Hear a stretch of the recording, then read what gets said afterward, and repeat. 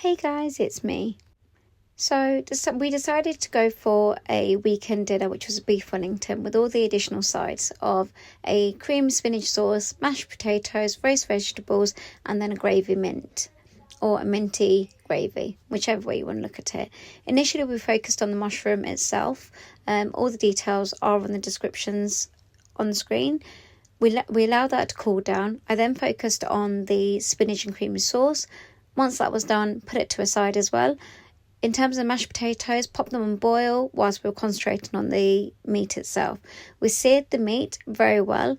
However, the night before, I did actually prod a few holes in there with the end of a knife, and I marinated it with just garam masala, so just to infuse the meat itself. And obviously, I did want it to cook through quite thoroughly. We didn't want it pink in the middle, we didn't want it rare, etc. But it's down to individual preferences. What we then did was, after the meat was seared, we left it to rest. We then concentrated on the puff pastry. The puff pastry we did actually make ourselves. It's like a paratha mix. However, you can make it or you can buy it pre-made. It's up to you. Once the beef had kind of cooled down, or the meat had cooled down, we actually then popped it in the fridge, popped it out the fridge, got it ready on the rolled out puff pastry.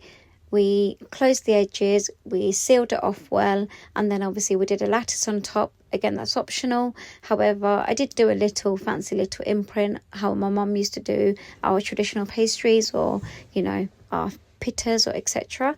Going back to the sides that we've done alongside this, we did concentrate on the sides initially, and then obviously we've got the mashed potato. Once the Wellington was ready to kind of go into the oven, we slow cooked the Wellington at 140 degrees initially for about an hour, and in the last 40 minutes or so we increased the heat slowly, so inclined it slightly up little bit by little bit until it was the last 10 minutes at 180, where the outside had kind of crisped off, and the bottom where there was a slight residue of the meat juices coming out. For it to crisp up, we did put it onto 180, and that kind of worked. It looked amazing. Regardless, you need a big set of hands. So this is where my husband came into play. He rolled out the pastry, popped it into the oven, took it out of the oven, whilst I concentrated on the sides, obviously giving him instructions, as a wife does traditionally. That's just how we are, right? We want things perfect, to the best we can. With the roasted vegetables, we just kept the simple spices.